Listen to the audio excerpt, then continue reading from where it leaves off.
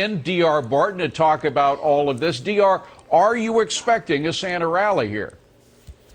I am, David. You know, when we were on the show together just the day after the Dow topped 330,000, we talked about the seasonal strength for all of December.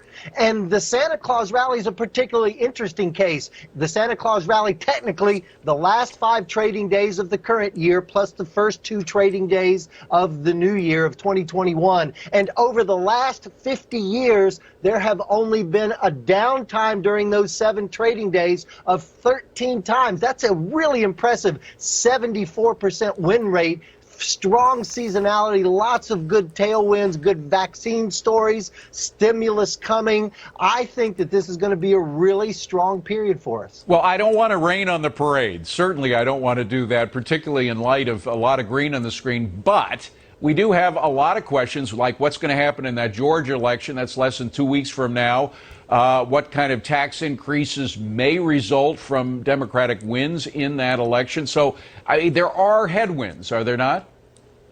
Oh, there are, and that's a huge uncertainty, David. You really hit the nail on the head. That January 5th runoff for those 2 seats, if the red team can't pull off one of them, I think we will see a very significant market reaction if they can't bring one of those seats to keep the red majority in the Senate. So you are right, and I think we're going to see some volatility heading into that, but probably we get a little bit of Christmas spirit for the next week or so before looking deeply into that in the markets. Now, it is Christmas time, and a lot of kids are going to be looking for PlayStations under the Christmas tree, and that's a win for Sony. You like Sony right now. Tell me why.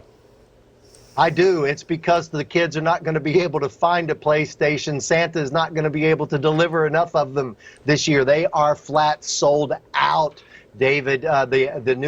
The new PlayStation 5, they're selling on the gray market for 2 times retail prices right now, just to show the scarcity. Now, and gaming is so important to Sony. It's become their cash cow. It makes up just under 30% of their revenue, but just right at 50% of their profitability. So gaming is huge. This new console with the Xbox coming out and the PlayStation together means gaming is going to continue to build steam into 2021.